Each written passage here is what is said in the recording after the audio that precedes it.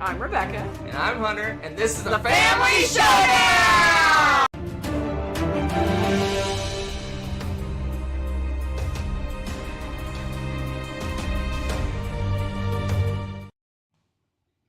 Good evening. All right. You're in Transylvania? Blah. Yes.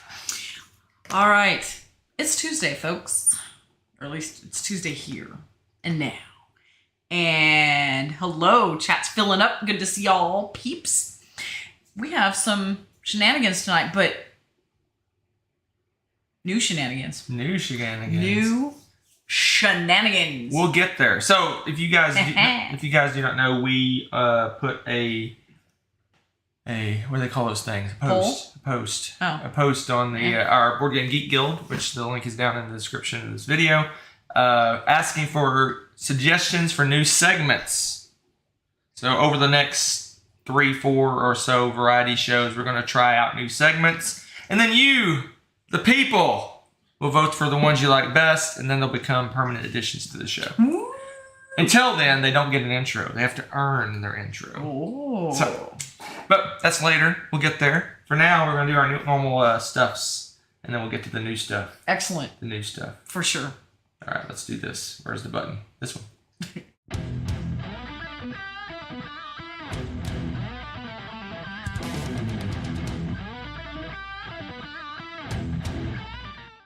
On? Yeah. Rebecca didn't know. You broke it to her hard, Kabuki Kid. Yeah, she didn't know that Klaus Tuber? the Catan designer passed away. Oh, he's sometime like today, I guess. Oh. He was 70, I think. Yep. So one of the I guess what is it? Atlas, the one that carried the world on his shoulders. Yeah. He kind of was the Eurogame person that brought Euros kind of into the mainstream. Was, yeah. Because Catan's played all over the place. It's by all kinds of And there's so many people. different varieties and like, oh. All right, but we did play some games. We played a game. Yeah. We played a game. We did. So last we spoke. But boy, was it a good We game. played a game. It is a good game. I give it a 9, and it has potential to go up because It's good. it's really good. And that is, oh my gosh, distilled. Distilled. Oh, I don't know why. Heavy I don't know game. why I added the playmat. But I don't know. You're like, ta-da with playmat. distilled. So this Kickstarter finally fulfilled, at least for us anyway, and we immediately got it to the table, and it was really good. Like really good. Like It's- we really enjoyed it. it's really good. Like, oh, it's delightful. So Tell us a story. it's a heavy Euro game. It is about making spirits, and it has Distilling. yes. It's hard to say. It's an economic game, I guess, because you're trying to collect a lot of money. You're basically producing different kinds of spirits. You're selling those spirits for victory points and or money. And it's kind of engine building. You get better and better, make more and more spirits. The gimmick, it's kind of a pseudo deck building ish game, maybe more hand management. But anyway, you buying different resources, different ingredients to make different types of spirits, and you'll have a stack of resource cards, and then you basically pick a chunk of those. You have to pick a water, you have to pick a yeast, and then a bunch of different sugars. That's pretty much what makes spirits. And you shuffle them all up, and then you take the top card and the bottom card out, and then whatever's left Is what you've made. is what you've made, and you kind of gotta so much fun. make something out of that. You always can make something, but you really want to make the better stuff. So it's kind of a pressure luck, because maybe you need 4 fruits. Do you put 5 in there just to be safe? That's one thing I did. I was like, I want to make sure this happens. So I think almost every single time I put extra stuff in there because I was like, I don't want that to happen. And that whole mechanic is thematic, because apparently, I don't know much about making spirits, but apparently there is a stage when you're making the spirit that you kind of Skim the top. You skim the top off because apparently it's nasty and poisonous or some weirdness. So you have to skim the top off, which you take the top card off of your little stack of cards. Yep. And then there's what's called the backwash, the leftover junk when you're done. And that's the bottom card of your deck. So you take those 2 out, you put them back in your thing, and you're hoping you don't pull out things you need to make the spirit you want to make. So it's kind of a pressure luck deck building, hand management weirdness. I've never seen anything like it. It's a very interesting mechanic. mechanic. Anyway, I enjoyed it quite a bit. Next time we're going to play it, we're going to throw everything in. We only played the base game, so we're going to throw everything in and try everything out. It's really good. It's solid. It's got achievements. So you're going for gold cards. You're getting recipes. There's just a lot of fun stuff. I really like it. It gave me a Vinos feel too, because you choose which spirits you're trying to make, so you might want to focus on them. You don't make all of them. Right. I mean, you could try, I guess, but why would you do that? Right. So, like for us, we didn't really overlap a lot because I just found it was easier to hurry up and like try to do something different than what Hunter was working on, so that I could crank things out and we weren't going for the same kinds of things. It seemed a little bit easier. So I liked the fact that you could do that, or you could kind of fight over that and whatnot. It's just, oh man. And this is another one of those that's a really well packaged game. It's got the really cool insert, so it's really easy to get going. This one's going to be really easy to get to the table, straight up. It says 30 minutes per player. That's probably about right. Man, just really solid, good game. I'm looking forward to playing it again. Yep, it's a good one. That's Distilled. Yeah. Oh, it's got a subject. A spirited strategy game. Oh dear. So with playmate. Nathan was asking how we like the heat. I want to say, that's my what gosh, I say. 90 degrees. Yeah, this is ridiculous. April, humidity, this is just ridiculous. Gross. But it usually means prime thunderstorms. And your parents are sending pictures of Wyoming and they got 10 feet of snow or something. No, 27 inches as of this morning. So 90 here and 10,000 feet of snow. Let's have something in between, please. Like we only played one. It is a busy week. Yeah, this is like the busiest time of year for school too. So it's like a all right. So 75. Let's move on. Let's move on to the next one. This one.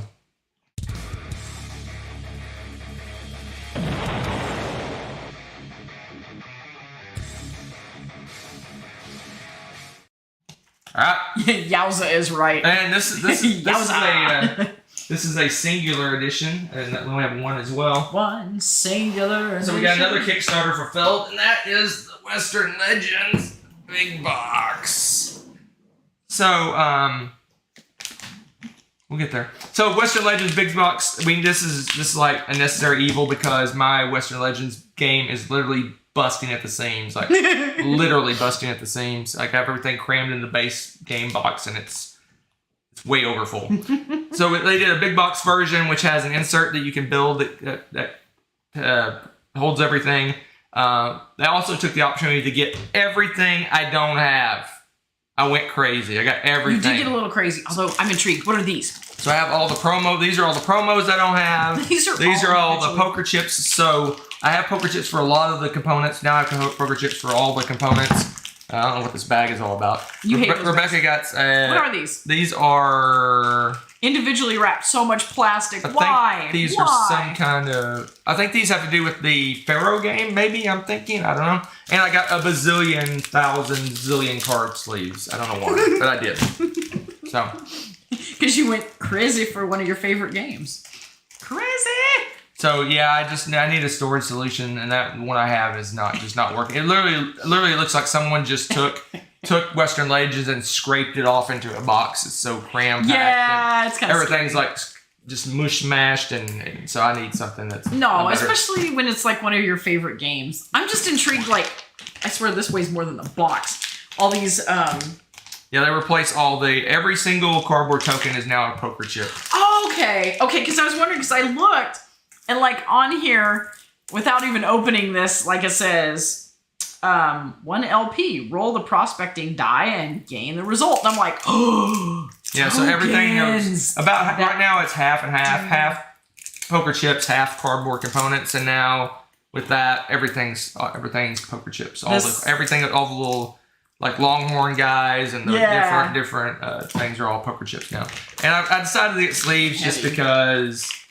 Reasons. I figure shuffling that poker deck eventually is going to kill it. So that's fair. Protect it. Protect the things you love. That's a good one. I'm excited. See, that was short. I don't know what this bag's all about. You hate that bag. Why do you keep touching it? You hate that texture. That's it. We blasted right past all that stuff. So our normal stuff that we do. Blast. We shot right through. Oh! Oh, wasn't that hilarious? They rustled right now. No, just stop while you're behind. All right, we're on to our new segments. So, new segments. So, we're going to try out 3 new segments this time around. We're going to start it off. Again, no intro, so we're just jumping right in. The first one is called, what's it called? Component something?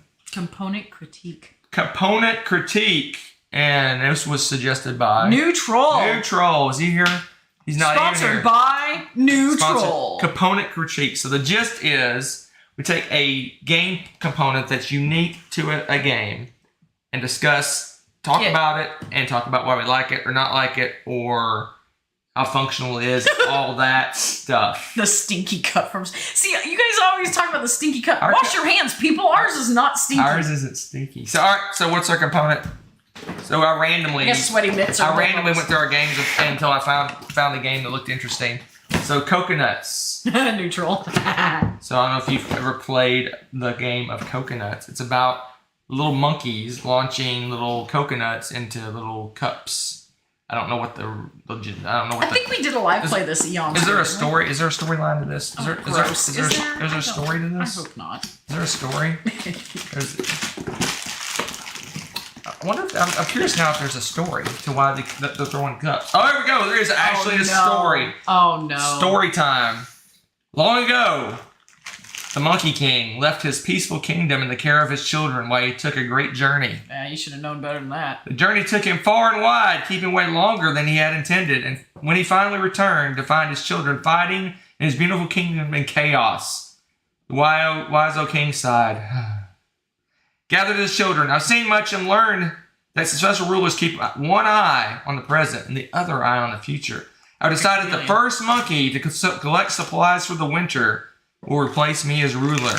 Oh, jeez.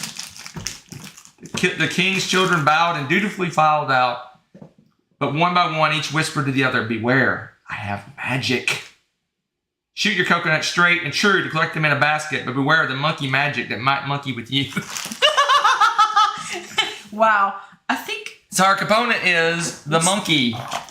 Where's the monkey? Oh, you're doing the monkey? I thought you were doing the coconuts. No, it's the monkey. Oh, what? My component's the coconut. So... All right, tell us about the monkey. The monkey looks very happy to be here. That's what he says. So what the thing is, the monkey is apparently, he can't just put the coconuts in the basket. He's got to launch them into the basket. Well, yeah. So it's a little monkey that sits No, he's got a tail. It's stuck to him because he's plastic. It's like Plastic like you can't see it, but it's the same color as him, and it's like curled around him. Because that would snap right off if they actually made it. Looks like the tail's coming out of his side rather than... That is creepy. I don't even want to contemplate what that actually... gross. All right, anyway. He's got issues. So what you do in this game... Give me a cup. Actually. So the coconuts are little rubber... They're magnificent. Little rubber coconuts. They bounce like crazy. And but they're oddly shaped. His arms are spring-loaded. They launch, and then you shoot the little coconuts in the little cup. I think I'm putting like this. Watch this. Boom. That was adorable. Look at that. Except you missed the cup. Not. Boom. Closer. It looks like boom. Oh my gosh. They do look like Milk Duds. You're not wrong. Boom. Kind of feel like Milk Duds too. I'm not very good at this game apparently. Which explains one of the bite marks on it. Except I think that was our cat. Boom. Better. Currently, I need to back up. Boom. You know, if you were actually competing, you would have already gotten some in the cup. I'm just saying, because he's... I was going to say you were a savant. I think my critique of this going down as we speak. Really? Here, you do that. You do it live? Here. Oh, yeah, you still got it. Okay. Oh, my God. Oh, dear. She didn't know how to use the monkey. What? No, it's pretty good. Oh. Look at that. Bam! I have spoken. So, this is actually a super duper fun game even for adults. Could even have fun with this game. You have basically in the center of the table is a bunch of cups. If you shoot a coconut into the cup, you take the cup and you place it in front of you. You're building this pyramid of cups. Once you have a full pyramid of cups, you win the game. But people, instead of shooting for the middle, they can shoot at your cup. And if they shoot it in your cup, they take the cup away from you. So it's a way to extend the game. So it's a fun little game. I'm sure you probably can. It's hysterical. I'm sure it's by Mayday and Midway Games. Midway Games. I think you probably can still buy this game today. If not, it's a tragedy because this game is actually hilarious. It gets pretty fun. It's a really fun game. It's great for kids. It's great for, like I said, adults. Oh, it's great for adults. We play it all the time. So there you go. That's our component. What do you think? What do you think of the monkey? I think the monkey is kind of obnoxious. I'll be completely honest. I think it is interesting. You have to like hold his feet down, or you'll just, Yeah. Well, unless you had something to hold it in place. Yeah. But no, it works well. It works well, actually. There you go. Yep. It works well. Yes, you could totally make this a more adult-centered game. Yes, neutral. It's a version of Pong. What was it? Ping pong. The beer pong or whatever. Yeah, beer pong or whatever. Oh my gosh. Anyway, I don't participate in those. I'm just all right. Bye, monkey. Bye, monkey. Oh no! Wow. All right. That's messed up. Component critique. There you go. I like the monkey though. Like, it's sturdy. That thing is sturdy. It has survived some crashes, some falls off the table, onto tile floors, toddlers. Yeah, I mean it's a good old fashioned 80s. It still works great. We've played that so many times. 80s plastic toy, really. It does feel like the old school 80s indestructible plastic Korea toy. board games. Oh, okay. There you go. Yep, but it's cute. It's very cute. All right. Oh, cups are in the way. Name the monkey. The monkey's name. All those coconuts, dude. The monkey's name is Flip Flop. This monkey's name is Flip Flop. Flip Flop. Why did you have to ask him to name the monkey? Flip Flop the monkey. Do you know why he's called Flip Flop? Because if you forget to hold him down, he flip flops. And he's loud. All right, that's it for component critique. Woo! Thank you, Neutral. Yeah. Bravo. All right, move on to number 2. Our number 2 suggested thing. This one is what's it called again? Which one are we doing? The buy. Neutral also did this one. Neutral, you're now our new marketing agent. What? We said we both love the monkey, so Corley's asking what the verdict is. Oh yeah, we like them. What should we do? Should we do thumbs up, thumbs sideways, and thumbs down? Sure. I'll give it a thumbs up. There we go. All right. Solid. So it's buy. What is it called? Buy, borrow, ban with a twist. All right. So buy, borrow, ban. The way this works is we're gonna pick 3 games with something similar. They can be a similar mechanism, similar theme, similar designers, similar box shape, similar component. Boards, box cover, colors, similar mechanisms, whatever. Something similar, and we're going to pick one to buy. This is one we suggest you buy. And one that you should borrow. Basically, play someone else's copy. Don't buy it, but play someone else's copy because it's good enough. Mm-hmm. Or ban. Is it ban? Yes, it's ban. It's out of here. It's out. We throw it in the trash. But we picked 3 random games that fit into this particular theme tonight. Completely 3 random games. So we have to have one of each, regardless of how much we like them. So the twist is it's 3 random games, and we have to pick coconuts. Even though maybe all of them we suggest you buy, we still have to pick one to buy. Yep. One to borrow. And that's how that game works. That's how we're doing it. And what we're gonna do is we're gonna write them down. We're gonna write them down. Okay. And we'll discuss them. We'll go in Rebecca's order, and I'll mention where I put it. Okay. Or no, let's do Bim Bam Bum. We'll just go in your order for tonight. That's fine. All right. So I don't know what our games are. Okay. So. No. Oh, we're writing. Okay. Oh, we're writing them down first. Oh, we could go ahead and announce the games. Yeah, because we can put them out here while we're thinking. Yes. All right. So the first game, Floriferous. You decide what the common thread is here tonight. We'll tell you in a minute. Trekking the national parks and Mariposas. Okay, those are the 3 games. See if you can find the common theme. Yes, Coraloo, you're on fire. Yes, tonight is a common theme, and that's nature games. Okay. All right. So I got my 3. Hold on. I got them ordered. I got them in order. So we'll put them off to the side now. Okay. We're gonna go in Rebecca's order, and I'll say where I would put them. Okay, that's fair. Okay, hold on. I didn't write them all down. Let's see. This is hard. No, it's not. Because I like them all. It's easy. I got a reason. Buy, borrow, or ban. This is so... I feel like this is being so mean, too, though. It is. I feel like it's being... It is. Haven't played any of these? Oh, man. All right, so, Rebecca, what is your buy? My buy today is Floriferous. Floriferous. Why would you buy Floriferous? Well, for one thing, it's one of those, like, big bang for a little box. It's highly portable. The art is absolutely gorgeous. And I think this is one that you could easily get a lot of different people to play. It's got the cool nature art and theme, but it's very simplistic, kind of like set collection little thing. Pretty chill game. Fairly quick. I think it hits a lot of spots for a lot of different people, and I think this has the highest appeal. So I don't necessarily disagree with everything you said. But you disagree with my verdict. But same creators as Herbaceous, yes. But this game is super light.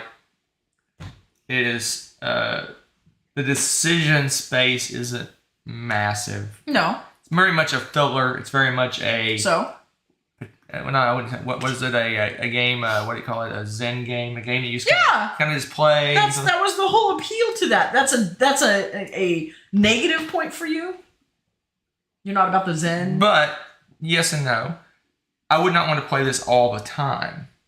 That's why I would borrow this game. I would not buy this game. Interesting. I would borrow this game. Okay. Fair. Borrow this game. I would borrow it. So would you borrow it? I'd borrow it. That's fair. All right. That's fair. So what is your borrow? My borrow is Mariposas. What's this one about? Did you just put that upside down? Yes. I put the back of the box right side up. Oh dear. Oh no, they match. Look at that. What? I just assumed the back of the box was upside down. What? Well, it's meant to be. Maybe this should have been the buy. So, Mariposas. Maybe it is the buy. This one's a little heavier game, but I think this one, like, especially for you nature lovers, is going to strike a real chord with it. It's all about the theme really being present here, because you're talking about the migration of these amazing butterflies that I actually really didn't know a whole lot about until I learned about the game, and I was like, wait a minute, this is how this works? This is an interesting mechanism, because it's a generational migration. It's not just one butterfly making this ridiculously long trip. And so I ended up going down a rabbit hole learning about it and had a lot of fun with that. Plus, it's a really good but thinky game. Might be too heavy for some people that are into the nature theme. I don't know. It just kind of depends. So that's why I put it on the borrow it, see if you like it kind of thing. But I absolutely, cool game, beautiful art, beautiful theme. And this is one that I think they made the theme and the mechanisms match really, really well. Sounds like a buy to me, because I would buy this one because it's good. It's good. It's you need to play it again. A light enough game to be almost a welcoming game in a way. Almost. I said almost. But it has enough good decisions. Yes. Oh, man, yes. That it makes it a great game. And it even has a pressure luck element to it, because that's true. The butterflies are traveling up to North America, through North America, up to, I don't know if they go all the way to Canada. I think they go to Canada. But anyway, they go up there. But at some point, you have to turn back and start heading back, because if you don't get your butterflies back to Mexico or wherever they originate, Mexico. They have you winter. lose a lot of points. So it's like, how far can I go and gather points on my way up, but still have enough time to get all the way back down to the to Mexico at the end, because you lose a lot of points if you can't get back to the starting point. Right. Really good game. This one just doesn't hit the table much for us. I don't know why. It just doesn't. But it's still an awesome game. And of these three, I would definitely buy this one. Yeah, it's the theme's amazing. Coralie, you got a really good point. You can still survive if you don't make it to Mexico. You can get enough points elsewhere. You still win, but you got to do some maneuvering, right? And we both agree that we're going to trash this piece of junk. What? That's so not cool. Okay, first of all, I love this game. I do too. I enjoy this one quite a bit. I don't know if I love it. The reason I picked this for ban is I'm like, I'll play Ticket to Ride. Well, no, I was going to be a total troll. I'm like, it's like Ticket to Ride. Even more so than that, I would play Trek in the World. I think we enjoyed slightly better than this one. I do anyway. You know what? That's fair. That's fair. So I have an alternative game to this one that I like just as much. But it's very similar, if not more than this one, because Trek in the World is very similar, but it has just a little bit more going on to it. That's true. There's a little bit more going on. But man, they came out swinging with this game. Like, honestly, I mean, we say ban, but this one is so much fun because it's like an excuse to go. We like had some fun conversations about how wonky the map is in this game because they had to kind of make it spread out a little bit. Because most of the national parks are they're all in the west. So. Yeah, or like crowded in certain areas. It's just like Utah is like nature 10. Yeah, it's insane, right? So they kind of did some weird, funky things with the map. So we kind of joked about that. But on top of that, you got cool pictures from the actual national parks on the cards, and then they have this really cool guidebook in there that has a bunch of nerdy, awesome facts about each of the national parks, which is just like, hey, take me with you and go visit some national parks. I mean, that's just what this game is screaming to do, and I love that. And this one's got huge family appeal. You know, you got the rock collecting stuff, and I mean, it's Ticket to Ride, but with a really fun kind of nerdy element with the national parks. Like, you got that nature appeal that everybody's got, you know, some national park that would be interesting to them. There's just such a huge variety out there. So, sadly, we had to pick one to ban. Yeah, so that's one thing. One thing to mention is that this is a twist because we actually like all of the games. Obviously, if we're picking games from our collection, most of them aren't going to be cold unless we already cold them. Yeah, so it's like there you go. There is such a good game. Buy, borrow, and ban. That's a funny. I like that. That's your cue. Rude. Okay, so all right. Man. Our last test run for tonight. This one was suggested by the infamous, notorious Canadian Corlew. And that is the other marketing agent. Hot potato storytelling. So this segment, what we do is we take a game. One of us starts a story, and we hand back and forth on the story that's related to this game, either directly or indirectly, until we decide it ended. Oh dear, that's dangerous. And our game is you're off on your cues tonight. Sorry, I'm tired. Awkward guests. Who's starting? I'm starting. I want to start though. Already get a good start. Okay, fine. All right, you ready? You get the speaking board game. All right, it's like the speaking stick, the conch or whatever you call it. Yeah, the conch or the speaking stick. Yeah, we get a speaking board game. All right, here we go. Okay. Captain Hufflepuff. Oh, good lord! Invited all his best friends, his besties, to an evening at his mansion. There was going to be a grand dinner and a reception afterwards with drinks and hors d'oeuvres. The guests filed in one by one, and the first to arrive was Cornelia von Brovenstein, Hufflepuff's secret lover from college. Just got PG all of a sudden. I'm just making it. It's a spicy mystery. And she was there with a new beau. And she was ready for hors d'oeuvres. She heard Hufflepuff had the best hors d'oeuvres ever. Very excited. But there were also like 40 other people in this mansion. They're all filling in all these other rooms. It was really hard for all of the wait staff and the butler and everybody to keep track of all these people as they milled around and chatted and gossiped and chit-chatted with the party. But then a thunderstorm rolled in. Suddenly, the lights went out. And Cornelius's beau, Bo-Fifus Billy Bob. That's not her name. No, Cornelius. Oh. Cornelia. Cornelia's beau, Bo-Fifus Billy Bob, was afraid of thunder and lightning. So he screamed and ran into the kitchen, spilling hors d'oeuvres and food all about the place. That's a tragedy. All the best hors d'oeuvres. The waitstaff screamed and yelled and started beating him with wooden spoons. He crashed out a window and fell out of the building and ran down the street screaming. Oh, man, I was going to talk about him crashing out a window. Cornelius is like, or Cornelia, I always say Cornelia. Cornelia is like, no big loss. But the hors d'oeuvres!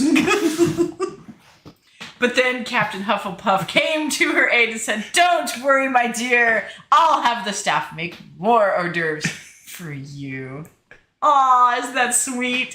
They were chit-chatting it up in the kitchen when all of a sudden, the lights went out. The lights were already out. Shh, shh. The lights went out. This time, there was another scream, and then an oof, and an ah. And no one knew what happened. And the lights stayed out. Everyone, "Please go into the living room," says the butler. "Otherwise, you're going to trip on everything." So everyone files slowly by candlelight to the living room, where they discover somebody was missing. And what happened was the butler inadvertently let everyone else in that was invited because someone skipped that part. I mean, they skipped ahead into the story. How long do you want this to go? Hours. Everyone was standing in the dark because the lights were out. Candlelight. And the butler turned on a flashlight, and down on the floor dead was Captain Hufflepuff. Dun, dun, dun! And sticking out of his back was a candlestick. Well, that... In the corner of the room, sitting there awkwardly, was Professor Plum. He's like, "I'm not even supposed to be in this story." Suddenly, the detective that no one realized was there the whole time pops up and says, "Aha! We have a mystery. The game's afoot." Well, actually, it's not really a game and doesn't have anything to do with feet, but we're going to solve this crime right here and now because clearly the murderer is in this house. Dun, dun, dun. So, the butler was the one that brought out the candlesticks and led everyone to the living room, so he clearly had a weapon available. What do you have to say for yourself, butler? I did it. I hate Captain Hufflepuff. The end. Well, that was awkward.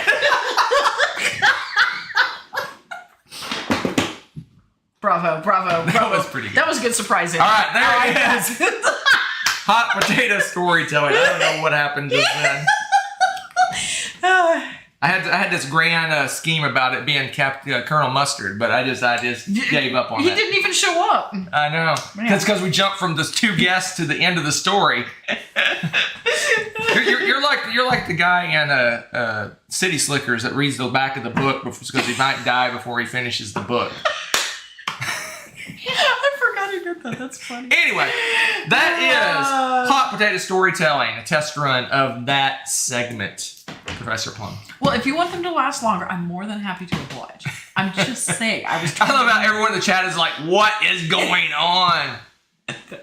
So there's our 3 new segments, test runs. We're trying some.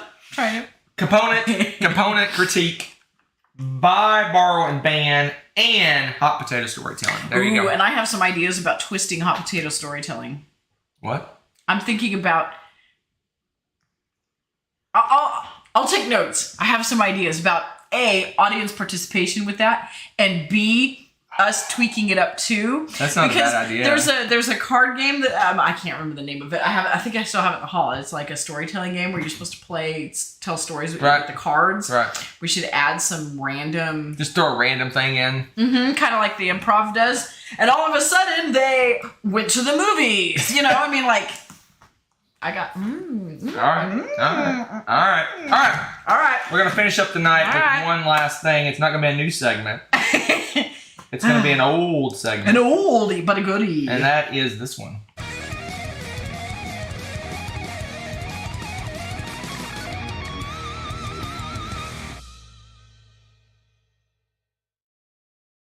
All right, 5 on the spot. That always makes me want to play the guitar. All right, so 5 on the spot, for those of you that haven't participated before, which I don't think that's anybody in the chat, but hey, you are going to give us a random reason to rank 5 things. It could be board game related. It could not be board game related. It could be random as all get out, but we don't care. We will rank them. Top 5ers. Top 5 dips. That's hilarious. Top 5 green items. Man, Troll, you're on fire tonight.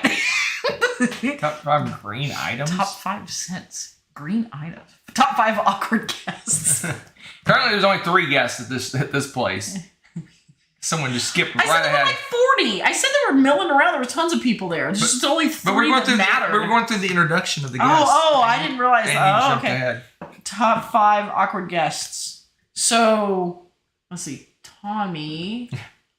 Carl. No, all our friends. Top 5 exes. Top 5 awkward games. Awkward games. There is some awkward games. Any game that makes you like jump around and do weird stuff is awkward. Awkward. What else we got? Dog breeds. Ooh. I think we did something similar in the past. Have we? Yeah. I don't recall this. Improved reprints. That one's tough. I have to really think. Top 5 tops. Ooh. Box tops? Maybe. Top 5 things you hate. Oh, man. I hate people that jump ahead in stories. Wow. Really? Top 5 things from Texas? That'd be tough to narrow it down. Oh, I don't know. Top 5 remake movies. That one's tough. Ooh. Top 5 ways you know how spring is coming. It's 90 degrees outside. Top 5 days of the week. Monday, take out Monday and Tuesday, and you got the top 5. What order you put them in? Pick one. That's fair. That's gosh. Top 5 things from Texas. Top 5. I want to hear what you have to put. Number 1. I don't know what.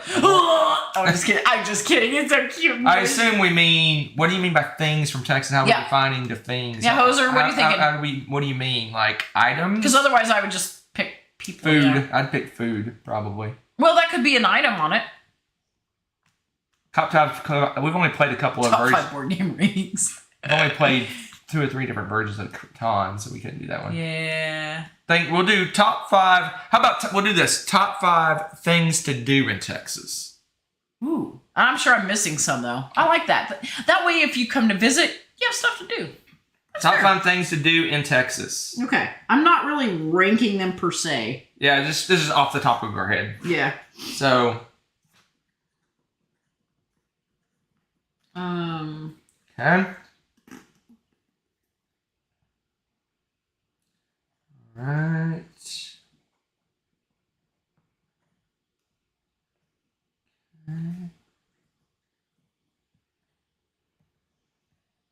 Let's see. Okay.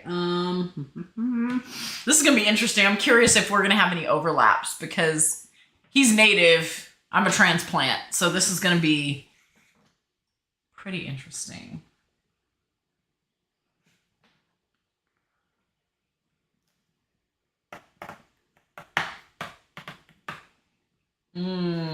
That's kind of, I need to specify that. That's way too broad. This is tough. You guys, these are good. These are really good. I like these. Let's see. What else?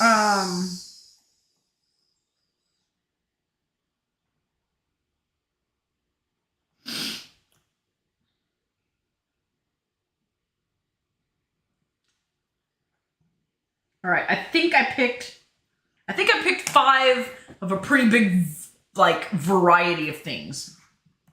We'll see how you guys see a horse dressed as a cowboy. Everybody wears a cowboy hat. All right, what else? Except for Hunter. No, you've worn a cowboy hat even. Can't even say that. See a All right, cow. this is just off the top of my head. Okay. I gotta order them. Hold on. Oh, yep. I don't know that mine are really in any order per se. Yeah, I'm kind of just throwing an order together.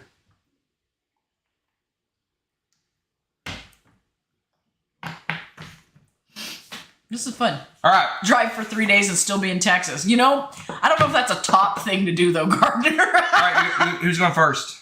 I can, because yours would probably be more interesting being a native. All right, let's do it. All right, so my first one I'm going to say is the King Ranch. For you ranch people, King Ranch is ginormous. And you can go do all sorts of ranchy, touristy, but ranchy things there of all sorts and types. You want to go see your cows, ride a horse, all of those things. You can do that. There you go. King Ranch. All right, my number 5 is the Piney Forest of East Texas, and I'm gonna throw into that because it's in that area, Tyler. So go. Yep. So the Piney Forest in East Texas, some of the most beautiful state parks are in that area, and at the same time, you can go hit Tyler. You can see I think the biggest rose garden in the world is in. It was something crazy, It's not. If it's not the biggest, it's one of the biggest rose gardens. Completely in the world. Different varieties, gorgeous. So very cool. That area of Texas is very beautiful. There's lots to do. If you like the outdoors, there's not a lot to do if you like the indoors in East Texas. That's fair.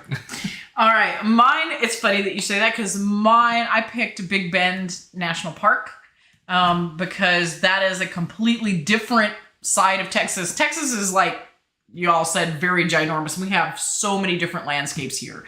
This one is very different from the one that Hunter just mentioned. Completely different. We're talking about it. It's over there bordering Mexico. It's very deserty. There's really cool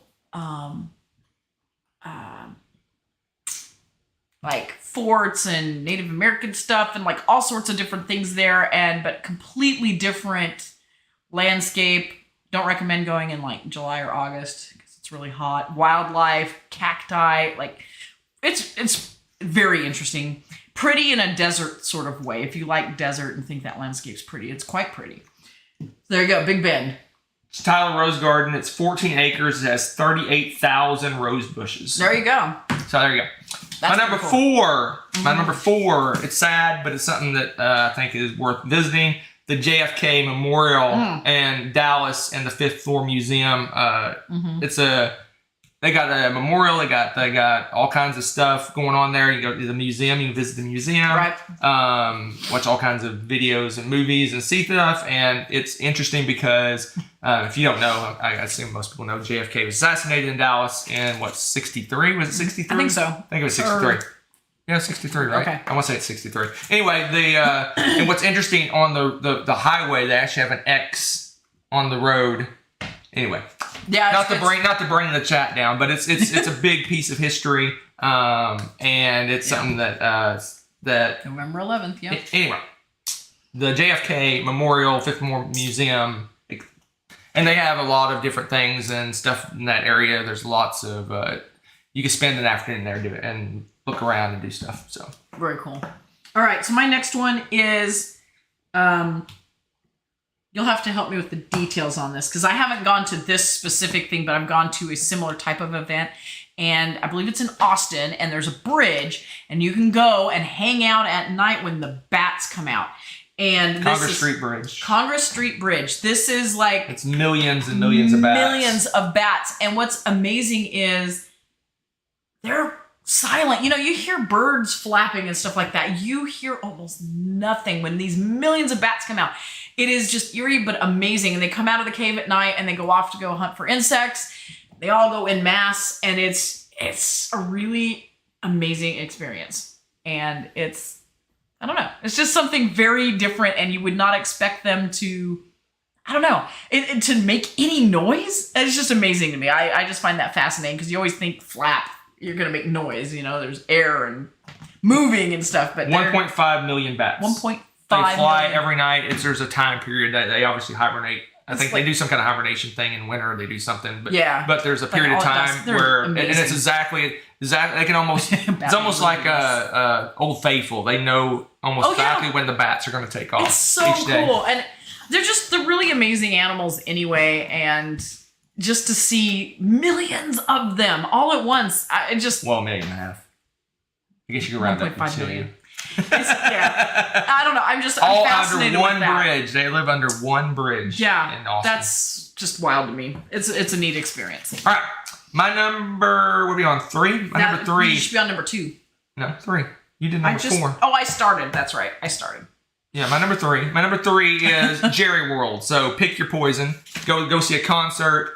Go see a sporting event. Go see something that the place is. it blows your mind how massive that stadium is. We went there. I've seen a football game there. We've seen concerts there. It is the seventh, the Death Stars, they like to call it, eighth wonder of the world, or whatever you want to call it. Oh, anyway, ridiculous. it is. It's kind of been surpassed by the one that's out in LA now. I can't think of the name of it.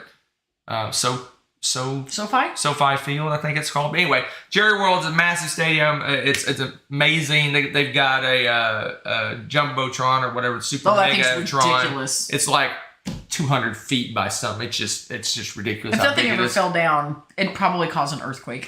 But it's an amazing place. It blows my mind that I've never been in a stadium that even remotely looks like that stadium. So yeah, Jerry World, do something there. I suggest a concert, but you can go see Dallas Cowboys if you want to. Anyway, go watch them lose a game. Oh, I said it. Hot takes. Jerry World in Dallas. Actually, it's in Arlington to be. Truth. All right. So thinking of in-town stuff to do, I kind of lumped this one together because it's Fort Worth downtown. Downtown Fort Worth is historical for several different things, but the big one is Cowtown. This is where the cattle went through. And so they have all sorts of cool things where they actually lead the cows down the street. You can go and watch them do that. There's all sorts of cowboy-esque related things to do. But there's also, downtown there is just so rich and full of different things. There's Bass Performance Hall. Like the Bass family does all sorts of cool, what do they have? Museums and it's got an arts district. It's got Cross Manana. It's got the Bass Performance Hall. There's just all these. There's just a whole bunch of stuff. So it's like you can get like a really full touristy experience in one day, just downtown Fort Worth, all the arts and culture and history. So you go from cattle rustling to go to a symphony concert, and it's all there in downtown Fort Worth. It's just absolutely amazing. Honestly, probably one of my favorite downtowns. Period. Because there's just such a variety of things to do there. So I'm going to trump your Fort Worth, and I see your Fort Worth, and I raise you Austin, Texas. That's the best experience. You're gonna have to wow me then. So you got the Conger Street Bridge, you got the state capitol, you got the Travis Lake, which is an amazing, beautiful lake. It has tons of hiking trails, tons of bike trails. The food is off the charts in Austin. True. Some of the best steak places are in Austin. It's just so much to do there. You have you have all the UT stuff. You have the LBJ Museum, which is a massive archival museum. It has on the UT campus. Awesome. There's a Natural History Museum, which is a really, really amazing museum. I don't think I've been to that. I need to go to that. There's a ton of stuff to do, especially unlike East Texas has all the amazing outdoor stuff. Austin has all that plus all this cool stuff you can do indoors. I went to school there, and it's amazing. It's just an amazing place. Traffic's horrible, but it's an amazing place. Traffic's horrible everywhere in Texas. And you have the bats. That's true. That's fair. Okay. What's your number one? My number one, I'm going to have to say NASA in Houston. Yeah. Because NASA, it's really cool to go see that stuff. Sorry, not sorry. I love the whole space program thing. I think it's exciting and interesting and fascinating, and it's really neat to go and get the tours and actually see how this stuff works, because it's kind of mind-boggling with, we think about how low-tech we were 50, 60 years ago compared to now. Yeah, and the stuff that we achieved with these goofy computers is just mind-blowing. You can spend the whole day at NASA and not see everything you want to see. So it's awesome. amazing. It is out of this world, Coralie. It is amazing. So there's basically two main NASA areas. You have the one that's in Florida. That's where most of the launches take place. But if you have a problem, who do you call? Houston. Houston is where all the command center and all that stuff is. Oh, it's so cool! All the computer consoles. Right. So it's two different. One's kind of the launch site, and one's kind of the command center. So while we were there, it was showing they were tracking the attract the space station. Oh, the International Space Station. And while we're there, like one of the things turned red, and we're like, "What is that? What's going on?" Lost contact with the International Space Station. But only for like a split second. Yeah, it's probably like our internet connection. Honestly, let's be real. So yeah, NASA was impressive. But the number one, without the doubt, it's not even close. You got the number all yours. Number one thing in Texas is the food. End of story. Okay. I don't want to offend all you people out there from other states, but Texas has the best steaks, it has the best barbecue, and it has the best Tex-Mex. End of story. I should hope Texas has I will fight you. I will fight you. I will argue that I like New Mexican cuisine better than Tex-Mex. I know that's a hot take in this room. In this house. Best barbecue, best Tex-Mex, and best steaks in the universe. That's fair. I can't say universe. There may be a planet out there that might have the restaurant at the end of the universe. But anyway, it's if you look at all the tops of a lot of the different categories of food. Yep. Texas is scattered all through the top of those. Delicioso. We're spoiled because we have one of the best barbecue places within 10 minutes of our house. It's so crazy. And one of the best Tex-Mex places is actually in Fort Worth. And Austin also has one of the best steak places in the United States as well. So it's only been here where I've had like a steak and it's like melts like butter. How is that even possible? Like, it's ridiculous. It is. If you're a steak person, So the food in Texas, we are spoiled with all the different. Oh, see, I love Albuquerque. Gardner, that's where I have the hatch. I will fight Albuquerque. I will drive there and fight it. Yeah, but that's New Mexican cuisine versus Tex-Mex. It's different. It's different. It's different. I like New Mexican better, than Tex-Mex, but steak stuff and their barbecue, cannot be beat. It's so delicious. So here's our top 5 things to do in Texas. Yep. Yes, in Texas, our food portions are redonkulous. Corlew, if you want to be real, like, with some of these barbecue places and stuff, you could go there and get enough food to probably feed you for 2-3 days. I got a story about that. So one of my bestest friends is from the Philippines, and his family moved here.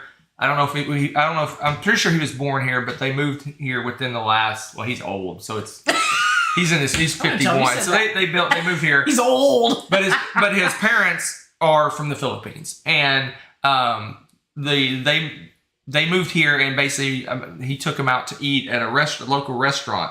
I think it was a Mexican food place. Okay. He ordered a burrito.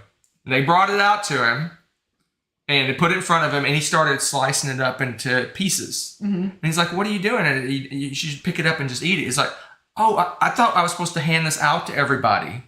I thought I was supposed to divide this up, and I thought this was a family portion to give to everyone." He was completely confused by the size of that. Like, he thought that was for the whole table to share. Yeah, because the entire table of like 6 people was supposed to share this burrito. Oh, it's ridiculous. It really is.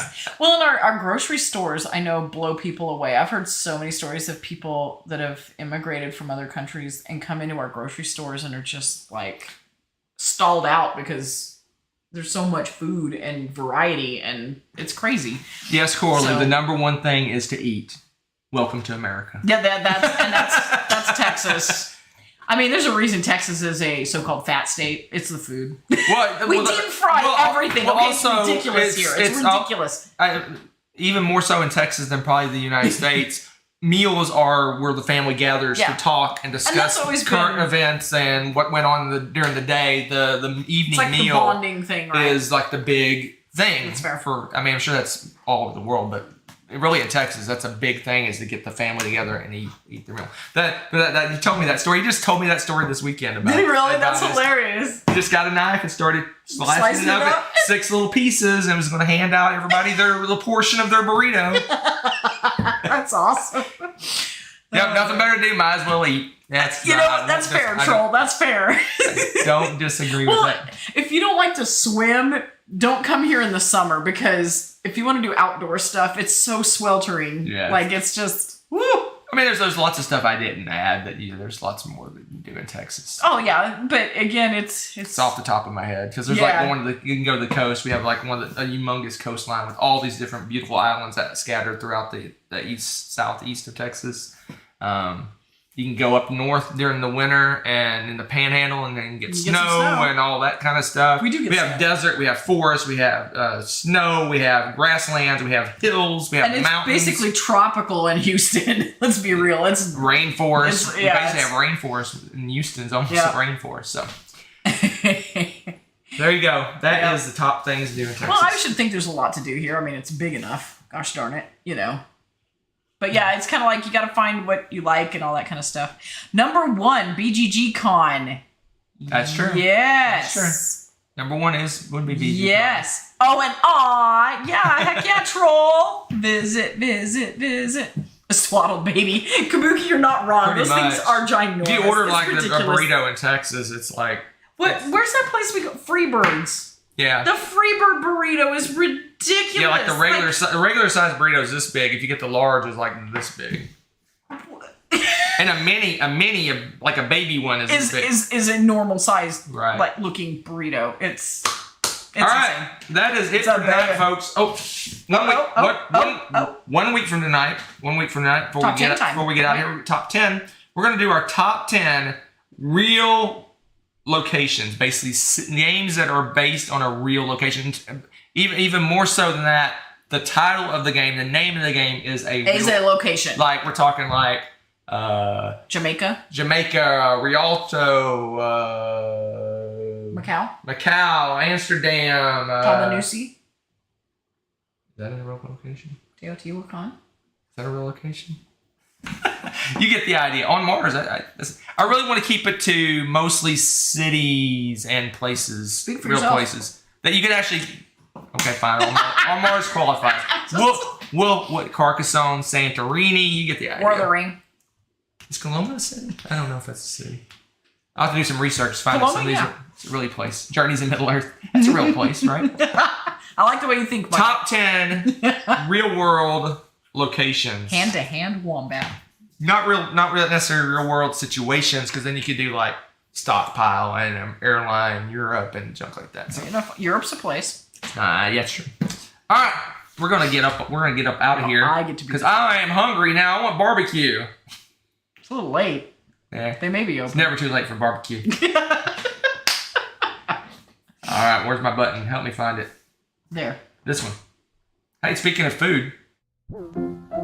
Let's all go to the lobby. Let's all go to the lobby. Let's all go to the lobby to get ourselves a treat. Yes, the title must be in. The name must be in the title. Hey!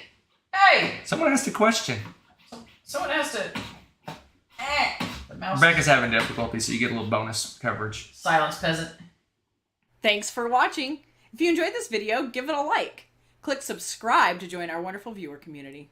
Want to be notified when we upload a new video or go live? Click on the little bell below.